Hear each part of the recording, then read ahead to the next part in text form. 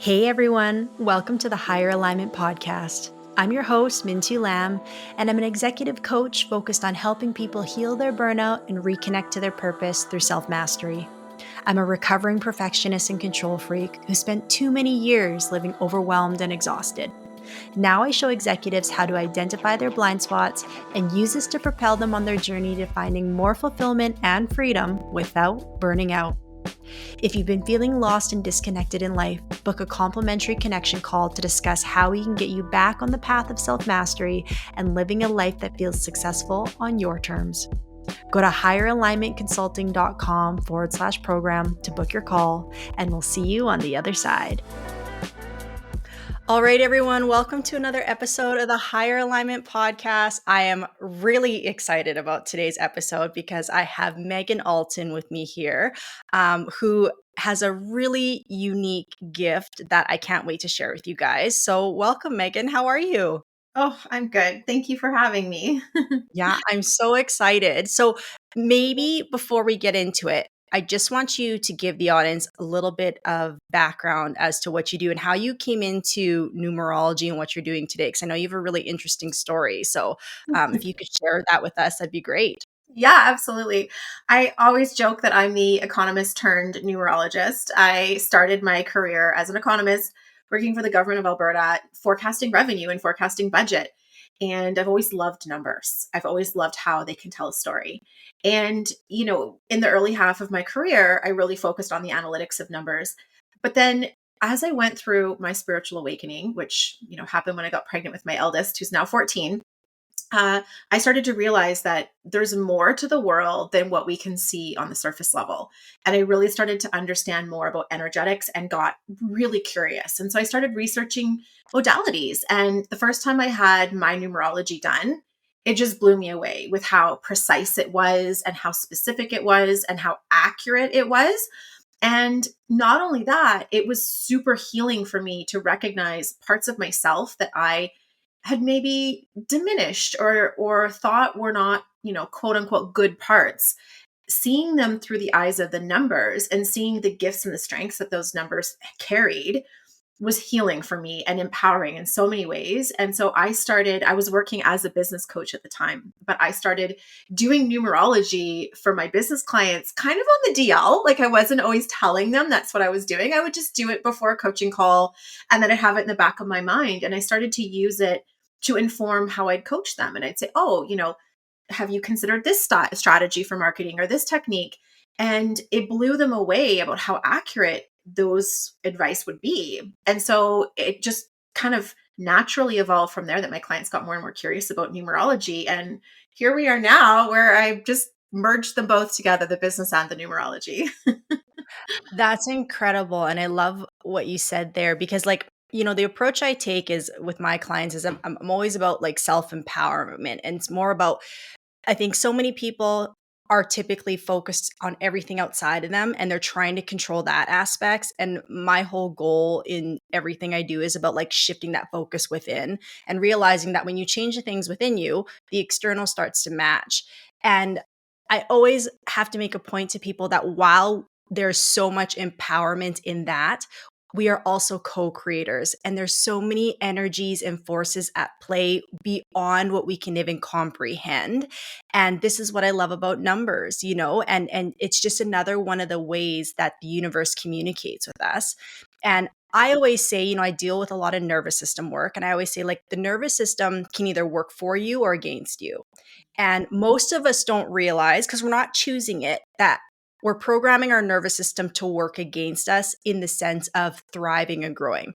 Our nervous system's always here to keep us alive and keep us surviving, right? But it doesn't care if we're happy or healthy or growing. It just says she's alive. Cool. We'll just keep doing what we've been doing to keep her alive, whether she's in agony every day or not. And so I'm always encouraging, or my methods are to teach people how to get the nervous system working to their advantage versus being kind of like hindering them in their growth. And I think it's the same thing with what you're expressing with numbers. And I know we're going to get into the forecast for 2025 here, but while we are, the captains of our own ship, there is so much more at play that we can work with. And I think with what you're going to download onto us today, it's a way to tap into that and realize that there is so much more available to us than we realize. And again, using numbers to our advantage. Absolutely. And I love that you're supporting your clients with the nervous system part because, it's interesting how depending on, your upbringing and your early childhood experiences, we will code things, as like safe because we survived them. And so for some people, that's like chaos is safe, right? And so as long as I experience chaos in my life, then I'm alive. And so I will unconsciously seek out ways to create chaotic experiences because that's all I've known my whole life. And I really think it's powerful to look at the forecast energy in relation to our own charts to start to see that. Like, what numbers do I feel good in? And what numbers do I feel really challenged by? Or is it really upsetting to me? And start to recognize, like, what has my system coded? There's certain numbers that are associated with change. And some people love that and some people hate that. And it's like, how can I create? Because there's always cycles. There's always going to be ebbs and flows. We're always going to have stabilizing years and then years that create change and months and weeks and all of that. And so if I allow myself to kind of be, um, you know, at the whim of it versus like truly in response to it, I'm going to feel like I'm on a roller coaster rather than like, okay, the energy's shifting. This is what I can expect. Now, how can I get my nervous system on board with that? How can I use that energy strategically versus feeling like I'm just like hanging on for dear life? And just like, it's always one of those pet peeves of mine when we near the end of the year and everyone's like, oh, I just can't wait for this year to be over. And it's like, you're on a ride at Disneyland and you're praying for the ride to be over. Like, let's try to like be present, or like, let's have done the work a little bit sooner so that we could be present, because it's not meant to hurt. It's not meant to be painful. It's not meant to be torture. Yes, that's exactly it. I've been saying that so much lately about how, like, in my opinion, self-mastery means understanding the cycles and the seasons and knowing how to ride them so you aren't suffering through whatever said season is. You know what I mean? And like, I know I built my last career that exact way of continuous suffering because I was constantly pushing, pushing, pushing, and not knowing that there were supposed to be times of rest and restoration. And like, I think again, I've been having this conversation with a lot of people in December, particularly because everyone feels like they've kind of gotten to this point where it's like the whole year has been push, push, push, push, push. And then they get to December. And instead of being able to rest in the magic and celebration of the season and the month, they're just like, how do I get through this even more? I can't slow down to enjoy the season. I just want to get to 2025 so bad because they think that's going to bring them some relief. Where, as you mentioned, and we're going to get to, we don't know what that year is going to hold for you just yet. Yeah. But it's not about trying to change what the year or the season holds for you. It's like you said, it's about learning to be okay in your nervous system, in your body with whatever it brings. I'm going to ride it out in a way where I don't have to suffer the whole time. Right. Absolutely. And it's such a good point because with every single number, there's always going to be an opportunity and a challenge. And depending on the individual and what their personal chart looks like and what their previous past life experiences look like, their relationship with that, it might trigger some shadows and it might trigger some challenges. And yes, you can do, the shadow work and the nervous system work and all that, which is a huge piece. But also sometimes it's that awareness of like, when you know the number, this is the challenge associated with this number, but it's birthing an opportunity in me, right? And what is the opportunity birthing? And if you can have some awareness of that, then when you do the nervous system work, the shadow work, the awareness, the mindset, all of that kind of stuff, you kind of have in your mind, like, there's an end game here. It's not like I'm going to just be in the thick of it for forever. There's an end game, and it's not pointless. And I think that's what, the version of me from, 10, 12 years back really needed to recognize was it wasn't pointless. There was a reason that we go through these initiations and these activations at different points in time in our life. And when you can kind of understand that from multiple different angles, it helps to fill in the picture or fill in the map so that you can have a better sense of what your soul has come here to really learn and master and develop. Yeah, that's so spot on. Okay, I'm excited. Let's get started. So, I want to hear about it too. So where do we start? Do we start with what just the year 2025 holds? Like, what does that look like? I always like to take a quick peek at 2024, like retroactively, because it kind of helps us to know, like to contextualize, right? And so, because numbers always follow a pattern. So 2024 is an 8 energy year. And for people who are like, how do we get this? We just add the digits up, right? 2 + 2 + 4 is an 8. And 8 is all about momentum, mastery, abundance, devotion, commitment, really letting yourself go deep. 8 does not like shallow conversations. 8 does not like fakeness. 8 does not like inauthenticity or lack of integrity. And so if you reflect back in 2024 and you think to yourself, where my challenges emerged, how does that relate to either my mastery being strengthened, or was it pointing out to me places where I might not have been in full alignment? It was showing me what I maybe don't want to choose or I maybe don't want to experience anymore, whether it was something I saw, outside of me or within me, either way. Just looking at it from this evaluative standpoint of, if I'm being challenged, what level of my mastery is growing because of it? And that might be a good kind of reflective or journal question of asking yourself, because of the hard stuff I went through, what gift or strength grew in me? Because that's what 8 wants. 8 wants depth. And we don't get depth without, a little bit of hard work. That's part of it. Yeah, we And got to like we got to be getting hit the mud a little bit, right? Otherwise, you can't dig deep. you can't dig deep. And like I said, one of the pet peeves of an 8 is the shallow, the surface level, the small talk. And so anywhere where you felt really uncomfortable, it might have been worth a question of like, am I uncomfortable with this because this isn't where I want to go deep, or this isn't deep enough for me, or that's not fulfilling. Because when we embrace depth on an 8 energy cycle, the level of mastery can really grow in us, and recognizing that skill that you developed is now moving into the 9, right? And so that skill that you developed is moving into the 9. The 9 is all about a few things.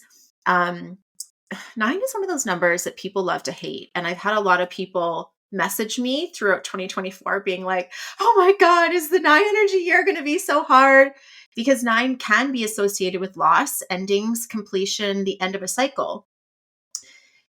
It's also associated with leadership, and it's associated with like assessing what's happening and then choosing what's the path I'm forging forward. And the path might not be obvious because of it being the end of a cycle or the end of an era. The path might not be obvious, but that's where the leadership comes in, right? And that's where we're going to have the opportunity to choose our visions, our mission, what we believe is possible, even if and even when there may not be outward obvious evidence, right? Right. And I think it just like it brings up to mind the idea of hiking, right? Where if you go into a hike and you have in mind a certain type of experience you want, even if you can't see where the trailheads go, or you're like, I'm pretty sure if I keep walking this way, like the trail's not obvious, but I'm sure if I go this way, I'm going to come to that stream, or I'm going to come to, like, I just got back from Sedona. So that's why this is on my mind. And my daughter and I had this beautiful experience where we hiked up to Cathedral Rock. And for anybody who's listening who's done Cathedral Rock, it's an intense hike. Like, it's a very steep hill. There's some points where I was like, is this safe? Like, are we going to fall off the mountain? Like, it's steep. And I'm from BC. Like, I'm used to hiking, but it was steep. So we get up to the top and there's a sign that says end of trail at the top. And you're on the top of this like massive mountain, but I knew there was a vortex around the corner. There was no obvious trail. I had just read about it online and I had come across it on some blogs. And I was like, I know there's a vortex around here somewhere. There's no obvious trail, but let me just like see. And so we kind of made our way, and it's super windy and you're really high up and it's like kind of terrifying. But sure enough, we come around this corner and it was obvious. It was right there. So I was like, okay, I'm glad that I was willing to push beyond what the obvious was. And I think that's going to be a lesson that a lot of us are going to be experiencing in 2025. It's like, do you listen to the sign, right? Do you listen to the outside world telling you there's no path here, or this isn't the right way, or do you check in with your own heart and your own gut and be like, in my heart, this is what I feel. And it might not see clear, obvious signs of that, but what if my belief that it's there is actually the main thing that's required? And I Mm. think, this is what's going to become more and more apparent after 2025. I think in 2025, some people might feel a little like, am I forging this path alone? There's going to be moments where we feel our community for sure. But you're going to have to dig deep, I feel. And I think dig deep in choosing your own vision. And I Mm. think whatever I bring to mind, what does it take for me to be able to dig deep and choose my vision? It is having those people in my corner who may or may not have the same vision as me, but I call it borrowed belief, right? Where they look to me and they're like, you're a smart woman.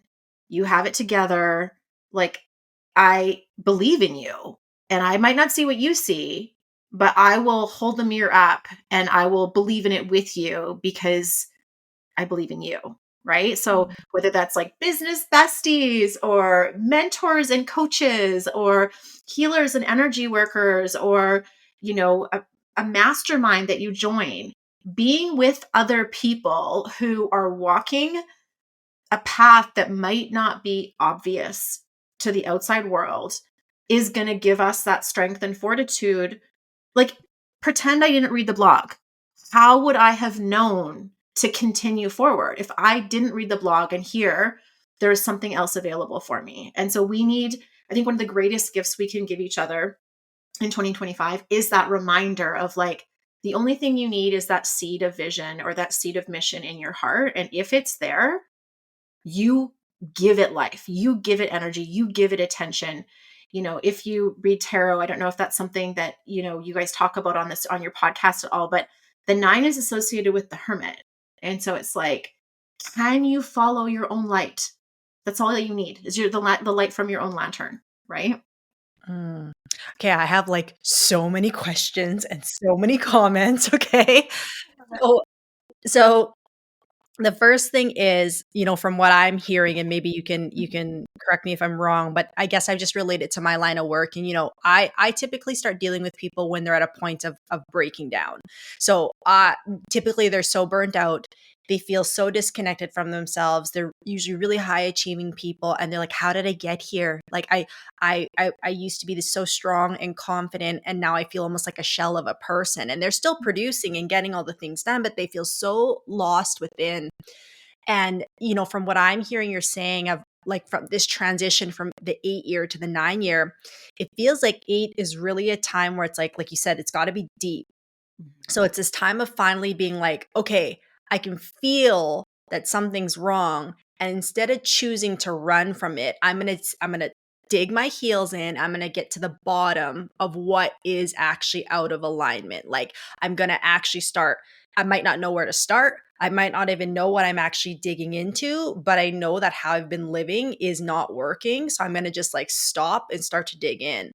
And then like transitioning into nine, it's like that step of digging in is required if you want to lead yourself in the capacity that you're talking about. So for someone to really embrace the energy of nine, whether it be some endings and then also the self leadership, it's like you have to at least have done some work of knowing what you're leading yourself through. And like you said, you might still not be able to see past 2 feet ahead of you. So it still might be foggy, but you've at least sat with yourself long enough to feel really content, or maybe not content, there might be some temptation that the old way of living is no longer working for you, right?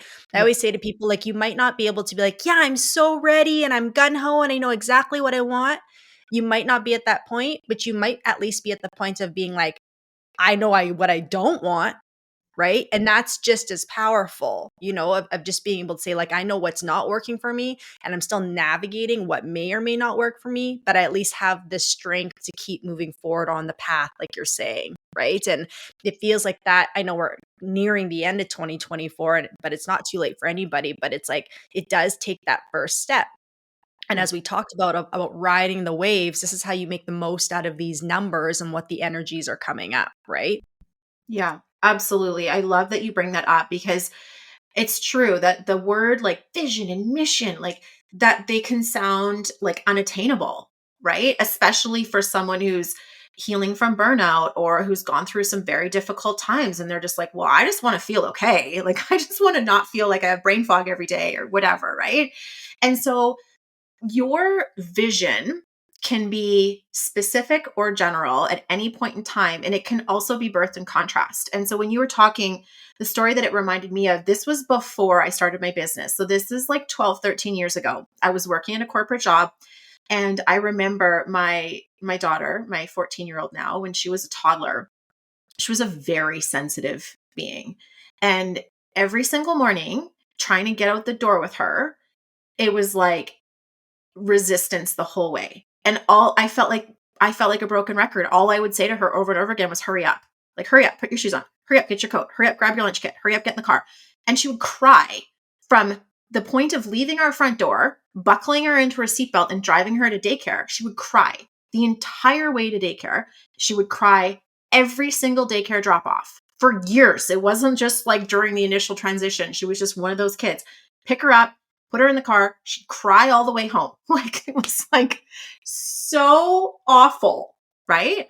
And so I didn't have a vision of my life right now, but I did know, number one, I want to stop spending time with my daughter where the dominant phrase coming out of my mouth is hurry up. I also want to stop giving daycare her best hours. And I want to get some of her best hours. I want to get her when she's happy because she had a good nap and a good lunch. Like they get her when she's happy and I get her when she's tired and grumpy. Like that's not fair. Right. And so that was the vision, was like, I want to not be rushing my kid and I want to get some quality time where I actually enjoy being a mom with her. That was the seed of the vision like 12, 13 years ago, which led me to leave the corporate position, start my coaching career as a business coach, which has evolved many times since. And every step I take, it's like I get to see a little bit more of the next kind of picture. And so if you're in a place of contrast, I think this is where I want your people to hear, is like, if you're in that place of like, this is really painful and this is really hard, recognize that contrast is birthing something in you. And ask yourself, like, what is being birthed in me? I wouldn't feel the squeeze of discomfort if an opportunity wasn't being birthed and being presented. It's that old business adage that business opportunities always arrive out of challenge and conflict. So put that towards your own life too. It's like there's an opportunity, and if you can't see the forest for the trees, hire a mentor, hire a coach. That's totally fine. But recognize that if you are in that discomfort, something is being born of you to lead yourself in 2025. And leading yourself in 2025 might mean little things like, how do I choose, a peaceful morning more often? Or how do I find, those meaningful connective moments a little more often? And that is the vision, the connection or the meaning or the peace. That's the vision. Right. Yeah, that's so well put. Again, it evolves, right? So, okay, so my next question is, so knowing that 2025 is a 9 year. Now you made a mention earlier about how some numbers kind of maybe affect people in different ways. Mhm. So, can that show up for people as far as what 2025 will present to them? Like, can you dive into that a little bit? Yes. So when whatever you have in your chart is going to, it's kind of like playing that memory matching game, right? Where you flip two cards over and you're like, oh, these two cards match. So if you have nines in your birthday, meaning like if you look at all the digits and there's a nine anywhere in it, especially if you have multiple nines, this is going to be a dominant energy that you carry with you for life. And so when And you, so mm, sorry to cut you off, just to break it down for our listeners. So then you're saying, like, if we look at, like, for instance, my birthday is July 25th, 1988. I would technically only have one nine in there, right? yeah, That's what you mean by figuring out nines? exactly. So Okay. there's a few places we can look, but that's kind of the first and the easiest place that, any layperson can kind of look at. So, for example, if you were born in September, you definitely have a nine. If you're born in 19 something, you have a nine.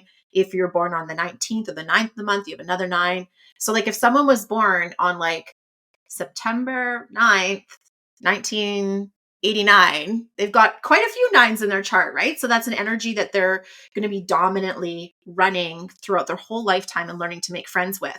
And you can't necessarily predict from that if it's going to be an easy year or a hard year, because what they're going to need to do is understand, what is my relationship with endings, loss, completion, and leadership, and choosing to follow my own light, which kind of is a form of leadership, I think, right? And the reason why I think humanity as a whole has a tricky time with nine is because we get attached and we like things predictable, and it's kind of even that nervous system work, like you mentioned earlier, where when I know what to expect, even if it's not good, at least I know what to expect, and at least I can kind of feel safe in, this is a known, right? And the nine is going to present opportunities to step out of our comfort zone a little bit, in terms of, it's like out of our zone of familiarity. We might need to let go of stuff that doesn't match the vision, and that can be, grief can come up, discomfort can come up. I always recommend the book. I think is it the Five Levels of Attachment by Don um, Miguel Ruiz. Yeah, I I think it's, think that is it. Yeah, I know what you're yeah, talking about. yeah, it's the same guy who wrote the Four Agreements. So yeah, it's the Yeah, I'm yeah, like, which number is it? I'm pretty sure it's the yeah, Five Levels of Attachment. yeah. Because that's part of the lesson of the nine, is recognizing, what am I clinging to so hard that I'm not allowing the universe or, opportunities to present to me something that's in alignment with what I've asked for and part of my vision. But because my hands are already full and I won't release or let go or allow, I'm not open to the new thing, the new piece of my vision coming in. And it's just, endings are hard for us, even if they're things we wanted, right? Like, even if it's like, oh, I'm going to move and I'm excited to move, we still need to take time to like go through the process of like closing up the house and ending things and selling things and packing things up. And it's like, that brings stuff up for people. Recognizing, though, sometimes it helps to recognize that following the nine comes the one, which is a fresh start, a new beginning, and a new cycle. And I think, sometimes that's not saying to bypass the nine, but it's saying it's just a cycle. It's not forever. I'm going to be here in that transformation. And then on the other side of it, there's going to be a caterpillar, right? And so you can think of the nine as kind of that, caterpillar butterfly energy or death rebirth cycle.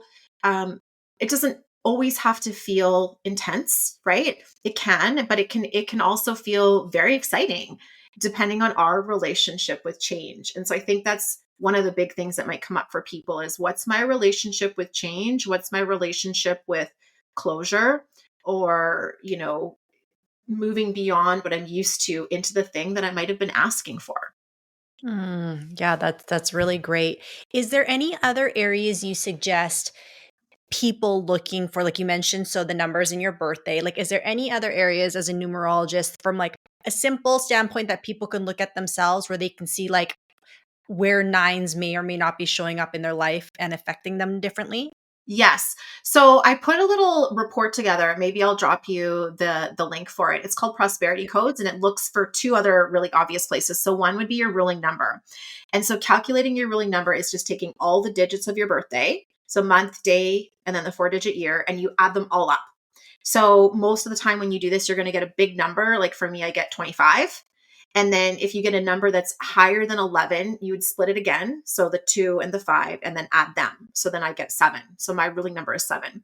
So if anyone's a ruling number 9, that's going to be another area where that's really, it's going to be that again, it's like the matching. So the energy will intensify, but it also presents you an opportunity to be your best self because the energy is in alignment with the codes that you were born to carry, with part of your life purpose, with part of why you're here. So in the guide that I created, it gives a little summary as to what each of the numbers mean and how they can use that energy to step into their purpose more and their contribution more, and kind of why they're here, what it's all for, right? The other Mhm. part is your personal year. And so that formula is also in the guide, but your personal year is individual based on when you were born. And so we all have different personal years. The 9 is universal. If you also have a 9 personal, that's going to amplify that. But there's other energies that will either compound change, let's say, or compound a spiritual connection, or compound something being very like structured, right? Depending on what personal year. So, for example, I'm going to be going into a personal year 7. So, the 7 and the 9, there's a lot of spiritual undertones to both of those numbers. So, I can kind of expect to have my spiritual practices strengthened next year. And if I'm feeling like in 2025, and if I'm feeling disconnected or ungrounded, it's that reminder to come back to that. Whereas somebody who's in a personal year 4, they're building systems, they're building structure, they're building systems. So anything that's coming up with the 9 that's challenging them, it's probably telling them that the systems that they're building, there's not quite full integrity or alignment, or they're stretching in their leadership ability.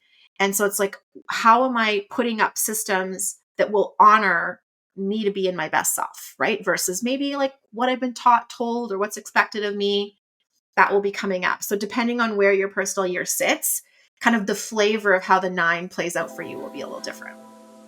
Okay, if you've been feeling exhausted and overwhelmed with your day to day life and you're not sure whether you're actually burnt out or not, go take my free quiz called Is My Burnout Fixable? It only takes 1 to 2 minutes, but it will give you an assessment on what level of burnout you're currently experiencing and also provide you some tips you can start to implement right away to help improve your current state. So go to higheralignmentconsulting.scoreapp.com to take the quiz and then DM me or tag me with your results. All right, back to the episode. Yeah, I would love to get that link from you and then I'll drop it in the show notes so people can go do that and then kind of see how it correlates. That would be great. Mhm. Um, does does the like I don't know if there's any method for you behind this, but like I'm assuming as we go through the year, obviously the months have a different number. Like, is there a natural trend that you can kind of follow with that as far as being in a 9 year, or does that vary per person? Like, is there a No, lot of it's there variables is to it? universal. Yeah. So the formula is just the year plus the month. So we start with a 9 energy year and then we add 1 for January. So we actually start on a 1. And this is actually a really cool thing about 9 is the mirror. So what that means is every time you add number, like 9 is such a magical number for the math nerds listening. Like there's always math games that you can play and 9 is always involved because it's a really cool number and it breaks down differently than other numbers do. It contains different properties. One of them that it contains is the mirror. So January is a 1, right? We know that like we always just denote it by the number 1. In a 9 energy year, it will still be a 1. In any other year, it will not. It will be a different number, right? And that's So, because that's because yeah, 9 plus 1 equals 10, and then the 0 negates, so therefore it's a 1, right? exactly. Okay. Yes, you got it. And so, yeah, like if we do February, it's like 9 plus 2 is 11, 1 plus 1 is 2, right? So you basically can just cross out the 9 and every month will follow its natural number, which is hasn't happened in 9 years, right? Which is really cool. I mean, if you're a numbers geek like me, it's really cool. But what that means is January is truly a fresh start. You know, a lot of times we think of the new year as the fresh start, and it is, but the in numerology, your new year starts on your birthday. And if you wanted to look at a universal new year, it would start on a 1, right? And January is the 1. So I would say, for what to do or advice around that, it's like, how do I really choose what I'm seeking and what I'm manifesting? How do I really decide what I want, what seeds I'm planting? And it's almost even beyond what seeds I'm planting. It's like have you planned the garden out yet?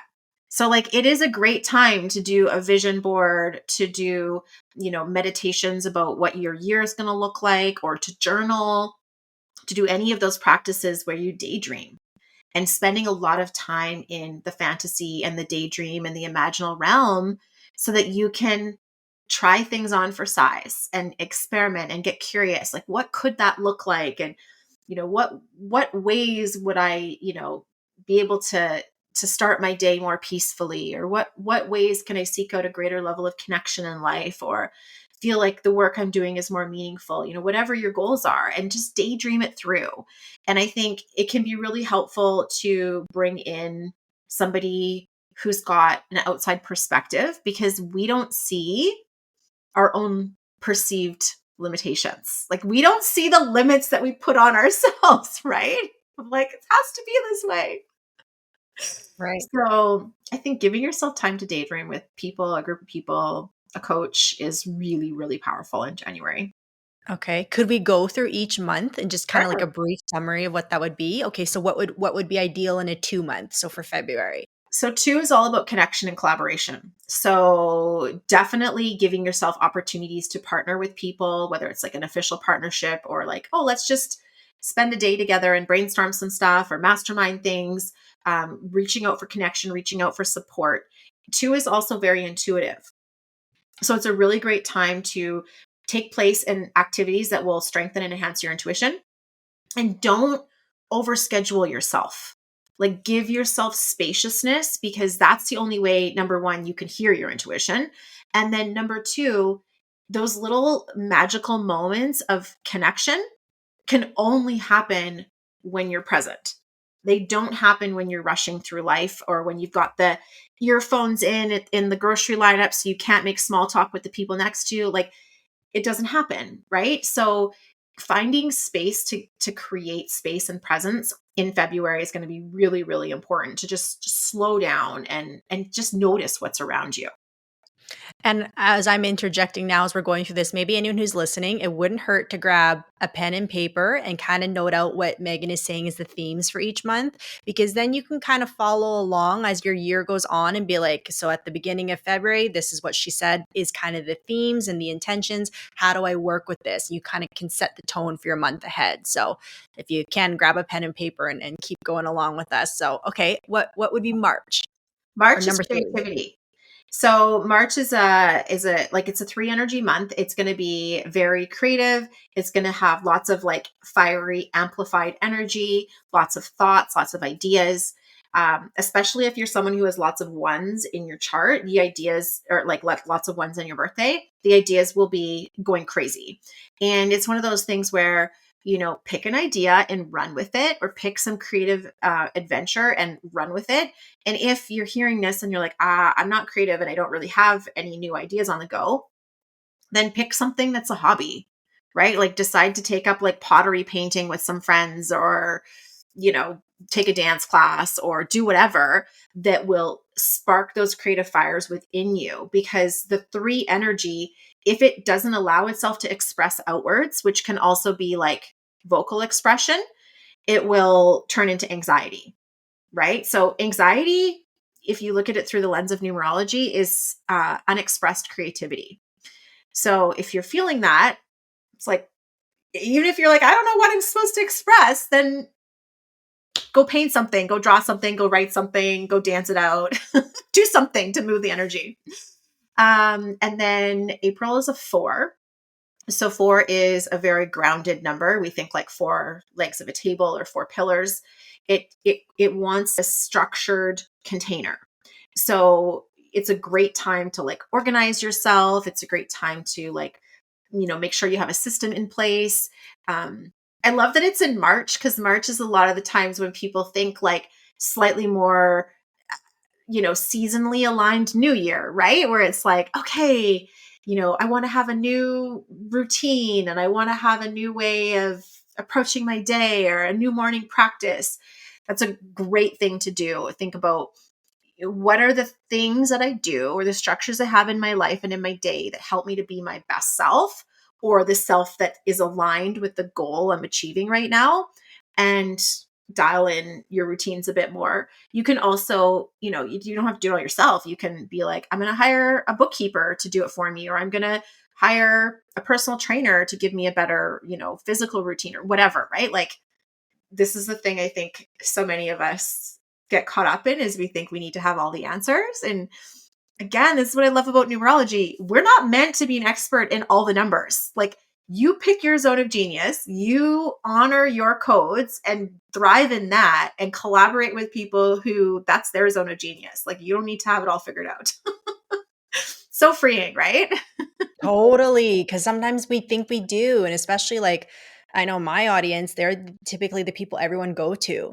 They have all the answers. They're the ones that are willing to get things done and kinda sacrifice themselves in the process, so I love that you touched on that because it is so important. Yes. Which, in saying that, one of the practices that's coming to mind then that might be really relevant for your audience is to give themselves, and this is a structure, right? But you can do this anytime, is to give yourselves permission to know an answer, or to know what, like, someone comes to you for advice and inflex, like, intuitively or, reflexively, oh, they should do this, right? It's like, if you're that type A that helps everybody out, give yourself the permission slip to sit in the discomfort of being like, oh, what an interesting question. Huh. And just sit with not answering. Like, can you That create a structure? That is so powerful because I don't think people realize how hard that is for them because they just want to tell them everything they know. But that is what a great exercise. Right? And it will be so uncomfortable because you'll be wanting to, like, jump out of your skin. And so you might even need to kind of, like, put your hand on your belly or put your hand on your chest just to be like, body, we're good. We're good, body. Like, we're safe. But, like, that's a really great question. And then give yourself permission to sit in that, like, space of letting them do the work of the mental load of the question, rather than, because we don't realize, if you know the answer, you think, oh, it's no big deal for me to just spit it out. But you don't realize the mental load you're carrying by doing that for everybody, right? That is like a mic drop, Megan. That was so good. Everyone needs to try that, me included.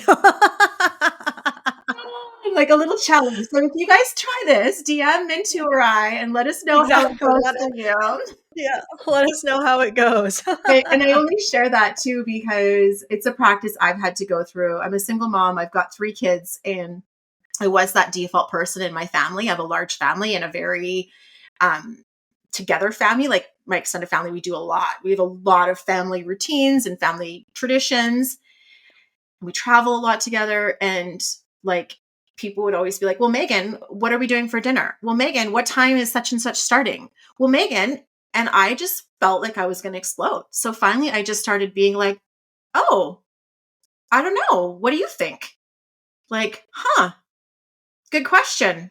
And it killed me for the longest time. And now I'm great at it. Wow, I love that because you don't understand how such a subtle shift in response is saving so much of your capacity and your energy resources, and, like, yeah, that's really brilliant. I love that you just dropped that on us. Thank you for that. You're welcome. And it's so Yeah, interesting too, just how it's taken time. It's not like it happened overnight, but it's of definitely course. created a more equal distribution of labor in my family in terms of who coordinates what. And it's not Mhm. all on me. We kind of rotate now in a more natural way. It's not like we planned who would do what when, but it's like, oh, when I do have the capacity now, I will say, sure, yeah, I'll sort that out. Other times I'll be like, oh, yeah, I'm not sure. And just leave it and wait for someone else to step into that space. Mhm. It doesn't Love happen. It that. doesn't happen, right? That's part of it, is just letting go of the control, right? Yeah, exactly. Letting go of the control and being okay with it. Yeah. Which again, when you think about the theme of the 9 and leadership, oftentimes as someone who is very capable and take charge, and if you are used to, like, just making things happen in life, and you're a type A achiever, you got good grades in school, you got the right job, you got the right career, all this and that, you're just so used to having a herd cats, right? Like, you're so used to getting everybody else in line and on board. it's like maybe the opportunity that's arising in leadership for you is, how do I lead not through managing, but rather lead through embodiment, or lead through presence, or maybe I actually step away from leading others and I just focus on myself for a little while, because that's where my energy needs to be. And maybe that's part of the leadership trait that's being birthed in you right now. Yeah, 100%. I Yeah, could dive into that further, but let's I keep love it. going because Okay, that's good. there's so much power in what you just said. So, okay, 5. We're on 5, 5. right? Well, and it's a great transition, because 5 is about change.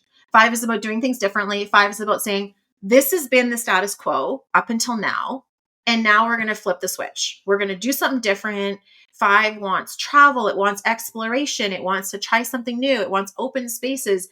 It hates following the old ways. It hates the old ways of being. So, looking to yourself of like, what in my life feels like a tired old tradition or a tired old way of doing things, and asking yourself, what's the new way? What's being birthed? It's also associated with inner child. And, depending on what it is in your life, it might come out as the rebellious teenager that's like, forget this. I'm going here. I'm doing this. I'm skipping school. I'm taking some time off. I'm going to go here and do what I want. And I think, like, let yourself. I mean, obviously you have responsibilities and you'll know what those are, but like, can you give yourself the challenge to just be a little more rebellious and a little more change it up energy that month? What month are we talking about? May. In the month of May, and just do things differently and just see like what that shakeup invites in for you, because it's just like going on a good trip. It gives you a new perspective, a new insight, and you will come back looking at life a little differently. And that shift is what's needed in 5. So switch it up. 6 is June. And so that's going to be all about relationships and balance and harmony. 6 is relationships, people we care about, um, harmonized dynamics, like a harmonization between feminine and masculine energies, but it's also about karma and equilibrium. So if there's places in your life where you feel like the pendulum has swung really far in one direction, the 6 energy is going to want to create balance by swinging it in the other direction. So even though we say 6 is about harmonization, if you've been experiencing extremes in your life, the pendulum's going to swing the other way, which will feel like an extreme. And you will be like, this isn't harmony. And it's like, yeah, but on a macro level, there needs to be balance. So if there's any places in your life where you've been out of balance for extended periods of time, like, let that balance swing, let that harmony swing. 6 does want to, I always think of it as like smoothing out the rough edges that can come from 5. But the shadow of 6 would be like codependence, or, trying to make everybody else okay because of changes you made. It's like, that's on them. How they feel about your life decisions isn't on you. That's on them. Right. So, yeah, kind of playing with relationship dynamics and recognizing that even though sometimes codependency can feel like it's harmony, if you're denying a truth that's important to you, it's actually not. It's actually the opposite of harmony, right? It's denying inner harmony at the expense of outer harmony, which is not harmony. So that's a 6. Then we go into 7 in July. 7 is another change energy. You might notice as you're listening to this, typically odd numbers indicate some level of change or disruption, and typically even numbers are more about balance or regrounding, or like more of a cohesion type energy. So 7 is change. It's also a very kind of spiritual number. So it's a great time to go inwards, to connect with intuition, source, the visions that you have. It can be about pushing the boundaries of the status quo based on following your heart or your intuition, or what you've been guided to do. So it does contain a bit of that rebellious energy, similar to the 5 as well. Not as much from a like, I just want to flip the script, more from a like, I know this doesn't make sense, but I'm guided to do something outside of the box. And so I'm going to do it and see what happens. Right. And there's a lot of self trust that comes in there, because if you are being guided to do something you've never done before, there's no guarantee it's going to work. There's no guarantee you're going to get, the right answer or the right outcome. And so whenever we're guided to take a risk like that, at the end of the day, it comes down to, do I trust myself to walk through this for whatever outcome arises? And do I trust that, if I have, let's just say, make up a scenario and say, I need to have a hard conversation with my boss. And my biggest fear is if I do, he's going to fire me, right? Let's just say, can I trust myself that my feeling of having this difficult conversation is so important to me that I'm willing to take that risk? And even if I get fired, I'm not going to like make myself wrong for it. I'm actually going to hold myself through it and trust myself to come through that and recognize that that's the next step on my path. And I don't know where it's leading me next, but I can be with myself in it and not go into like the self-critical shame spiral that sometimes we do when we make a misstep, which is just that's just life, right? Yeah. Well, that's like the definition of the self-leadership you're talking about, right? Like, how can I just lead myself through this regardless of what happens? Yeah. Yeah. Beautiful. That's beautiful. Yeah, Yeah. it is. That's so good.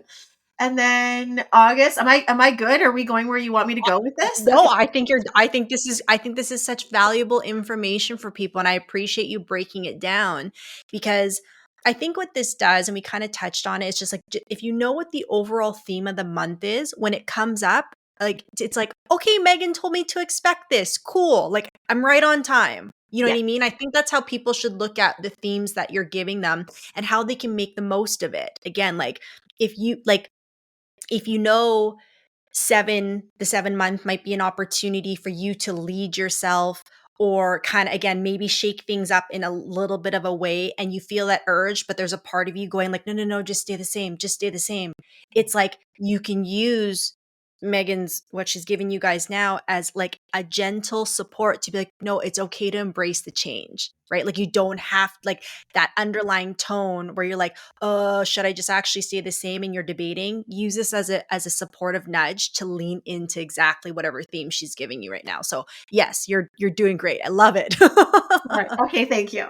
So good. So yeah, when we go into August, August is an 8, which this 2024 year was an 8 energy year. Again, it's about depth, devotion, and mastery. It's about like, do I go all in? Do I commit to what really matters to me? Do I let myself go deep? And I just love how the numbers naturally unfold, right? Like if you think of 7, it's like, I had to maybe have a hard conversation or take a leap of faith, or have a little, make a risky decision. And then it goes into 8, which tells me like, go deep on what truly matters. Like, let yourself be with yourself in the depth of it all. And if you're learning skills, that's great. And that's a, gentle way of putting, you might be challenged, but like, that's good because you're becoming more masterful, and you wouldn't have if you hadn't have put yourself in that scenario to be challenged and to become more masterful. It's no different than going to the gym and being like, I'm going to up my weight today. It's hard, and then you get stronger. Like, it's the same with any skill that you want to give yourself. It's going to be hard, and then you'll get better. And that's what the 8 wants, is that commitment and that all in and that depth. And if you try to like dabble on the surface, it's just going to be irritating and annoying. And, anything that's at odds with that depth is going to be uncomfortable to you and disruptive to you because it wants the depth. And then moving into September is the 9. And so the 9 is, again, leadership, ending of a cycle, completion, moving through things, the death, rebirth, like thinking we started in January with the 1, you've gone through a cycle that you'll likely know at this point. What was the theme of that cycle? Reaching the 9, being like, okay, I always think of these as like spirals, and certainly you can continue to rotate at the same level. But like, if you look at this spiral as your own self growth and self evolution, what is the evolved path that you've moved on to now?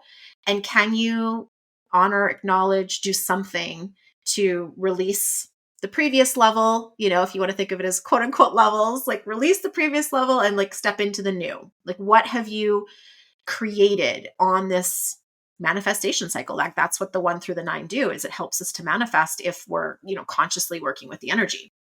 So recognizing that in September, October, moving into a 1. So it'll be a new start, a new beginning, a new manifestation cycle. You'll have reached a point where you've likely learned a lot of lessons. And so it's like, okay, what am I taking? What are the seeds I'm going to plant going forward? What are the intentions I have? What are the dreams? What are the goals? And this will be funny for a lot of people because nobody would think of October as like a goal setting month or intention setting month. But with the one, you have this opportunity, right? So thinking like, what am I leaving behind? What am I moving forward? And then going into Well, November. and I was just gonna say, even as you say that, I don't know why I didn't think of this sooner. Like the last 2 years of my life, I've gone through a breakup in September. Wow. Yeah, and then October comes, and I always come out of it on the other side being like, "Okay, yeah, this is what I missed," like, but I'm just even thinking that for myself, and it's like every yeah, it's just right in a line with the numbers, right? Ending a cycle, ending of a pattern, and, then starting new in October. Because 'cause you're right, October doesn't really have, like, a fresh start, quote, unquote, type of energy, you know Yeah. what I mean? Yeah. But if I just look at the cycles of my life the past couple years, that's exactly what it's been. Wow. And it does make me really curious too, because what's your birth month? July. Yeah. So in some ways it does make sense because that would be like, that would be like a few months into your quote unquote personal spring, right? Yep, that Right. So does make that's sense. if you think of like the start of your year as July, Right. it's Right, like right, July is your dark moon, right? And then right, October is like your first quarter moon. right, So right. that's Wow. really beautiful. Yeah. So much to reflect on, guys, hey, when you dive into this work, so Yes. And I think the reason I, just love it so much is we're always presented with another opportunity to move into a new cycle. Like we're never stuck in one pattern forever. There's always ebbs and flows. And so we get all these opportunities for fresh starts and new beginnings and multiple times in a year and multiple times in a month. And I just think it's so beautiful. So yeah, moving into where were we? November is a two. So again, collaboration, connection, intuition. When you think of it too, you think of the coming together, right? So it's like one can be like, what's the song? When's the loneliest number? But two, it's like a coming together. So it's a coming together either with you and a resource, you and an individual, you and spirit, you and your intuition, um, coming together. And it's always, the whole is greater than the sum of its parts. So letting yourself um, really leverage the energy around you to collaborate and to connect and to see what can be created because of that. And then we end on a three, which I think is so beautiful because the three, so December will be massive creativity, self expression, um, you know, creative fire, inspiration. It's a snowball compound interest type energy. What you focus on expands type energy. And I love that because ending on that creative fire and then going into 2026 with that, which is the one, right? So, I mean, I know we're talking a long ways out now, but it just kind of helps to know what the journey is building towards. that is so helpful, I think, you know what I mean, for people, anyone who's listening, because again, as we kind of started off saying, it's like it helps to know that whatever you're going in that time, it's just a season, it's just a moment, right? And I know we all, when we're in our conscious mind, we know that. Mhm. But, when we're inundated with kids and work and businesses and all these things, you fall into this of being like, oh, like when am I just going to get a break from this? Or like what's going on? And you're having a hard time understanding because typically you're a bit dysregulated and overwhelmed. But like again, using these cues that you've given us here, Megan, is so powerful because again, it allows you to up your game of just knowing how to ride the waves and the cycles, and again, get things working for you. Because the truth is, all of us have a choice, me included, to ignore everything Megan just told us. Right? Like you could listen to this and be like, oh, okay, cool. That was a cool podcast. I just killed an hour and a half with that. Great. However, you also have the ability now to co create with the universe and co create with the numbers to get the most out of your journey. Right. And how you broke it down so simply month by month gives people a way to just like very practically narrow in on the themes of that month and not like, of course, we're going to have goals for the year. Everyone does. But instead of having to focus on that big goal, you can just focus on the themes of that month and how it factors into bringing you in alignment with said goal, right? And I'm a believer that if you just focus on taking the steps each day that it requires to hit that goal, you'll inevitably hit the goal without even having to focus on it. You just need to focus on what it takes in that day to take one step closer towards it. And so I just love how you broke that down so simply because it's something everyone can follow along to, you know? Yeah. Yes. And I love that you said that because that's exactly how I feel is the numbers aren't there for nothing. The numbers are there for us to track with our goals, our dreams, our desires, our manifestations, what we're trying to create. And so take like listen to that through the lens of I want to make more money next year, or I want to have better relationships next year, or I want to improve my work life balance next year, whatever your goal is. And then see that goal through the lens of the theme of each month. And exactly like you said, Mintu, it's inevitable. Like you're moving through a manifestation cycle. Yeah, and even like because again, the number 9, I get why people can have some like, a little bit of like, "Oh, what's gonna end this year?" Like, the human condition is then to try and anticipate what's gonna end, Yeah. and even like when you talked about attachment, we attach to so many things, but I'm constantly reminded, again, by getting drugged through the mud, because that's just the way it works, that when you become more in alignment, either things will rise to match that alignment or the universe will take them away, right? And like for instance, if I look at those 2 breakups that happened, like did I want either of them to happen in the moment? No. Well, the first one I did. The second one I didn't. The second one I didn't. I was really caught off guard with that one. However, like looking back on it, I can see what was out of alignment, but I couldn't see it in the moment. I was having a really hard time. So just again, resting that whatever comes up with 2025, it's all in your perspectives. You could now you could have listened to the information Megan's given us today and been like, "Oh God, what's going to fall away? I'm scared." And you can choose to move through that, or you can have faith that as long as I continue to become more in alignment with me every day, every month, whatever that looks like, whatever falls away is for my highest good, Yes. right? And trusting in that perspective, right? Absolutely. And the other thing I will tell people who are feeling uncomfortable with like anticipating like what 9 stuff's happening. It's like don't sit in that discomfort of trying to guess. Why don't you declutter your closet and consciously choose to let go of some stuff? Clean out your car, clean out your garage, get rid of clothes that don't fit you anymore, remove clutter from your life, clean out your old files, like do a system reboot on your computer and get rid of the stuff you don't need anymore. Clean out the photos in your photo albums that when you screenshot stuff you don't need to keep. Like go into that energy with the choice of like, this is what I'm choosing to release, this is what I want to. And it can be little things that kind of can create some momentum and alignment.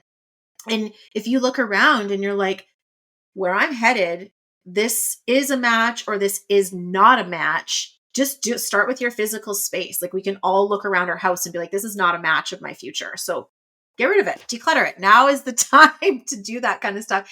And then it's like, it can be easier, right? You can be more in flow and more in choice with it. 100%. I always tell people like what I've learned is that 9 times out of 10, when we're going through these challenging times, it's more about what can I let go of versus what do I need to take on. Yes. Like I rarely see people having to take on more and more, but like you gotta drop that limiting belief. You gotta drop that habitual pattern. It's more about what dead weight can we let off.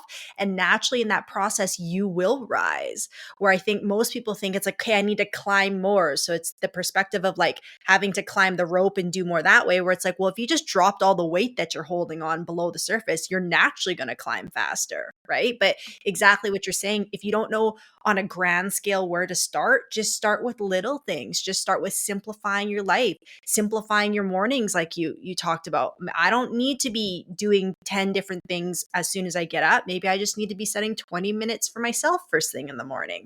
Maybe I do need to empty out all this extra things I've accumulated in my house, in my closet. Like that's a great way to just start that process of letting go. And then the endings doesn't have to be something big and dramatic. It doesn't have to be a breakup. It doesn't have to be leaving your job or leaving a country. It can be just ending pattern within you of saying that you're going to keep putting up with this, or that you're going to keep having to prove your worth to everybody, or whatever that is, that can be the ending that finally plays out if you choose to actually do the work and play with the energies that you've talked about today.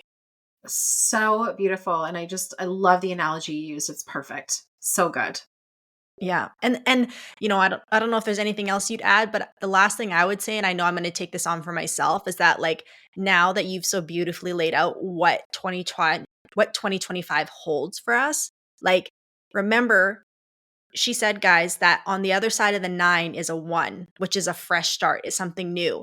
If you want to make that 1 the greatest one you've ever had, then really dial into what 9 can be for you. Like, really take advantage of letting go of these things so that when 1 comes around, it can be the greatest start you've ever had, right? It could be the most transformative year you've ever had. The 9 as well, but you just don't know what it could lead to. So take advantage of what the energies of the year bring forward just for that alone, of like you said at the beginning of the hike, of just knowing that there's going to be this incredible view on the other side of it.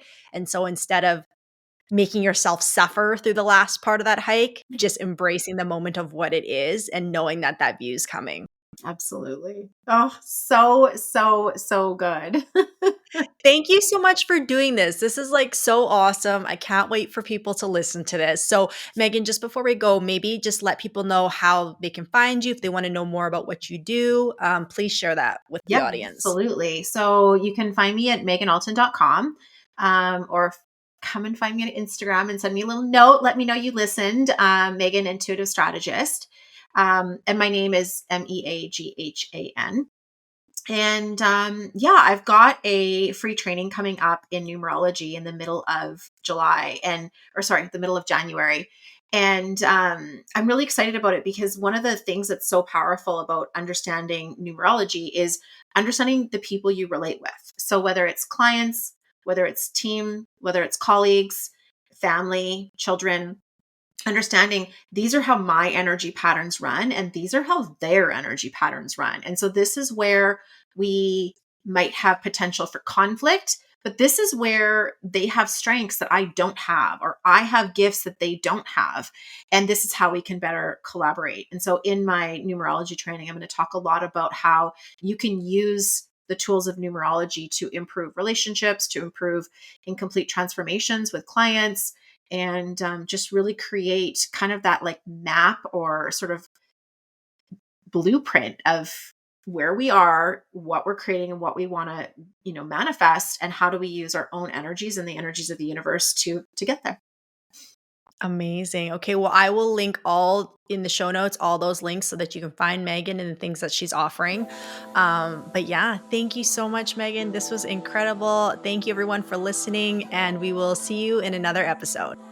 All right, guys, thank you for tuning into another episode of the Higher Alignment Podcast. If you got something out of this episode, I would ask that you please go leave this podcast a 5-star review and also subscribe so that it can find its way to other people who are having a hard time and need support. My mission in life is to help executives realize that we don't need to suffer in silence while still performing at a high level. I want to help free people of the heavy pressure they carry on a day-to-day basis, and having more people listen to this podcast will do just that. So wherever you listen to your podcast, please go subscribe and also leave it a 5-star review, and we'll see you in the next episode.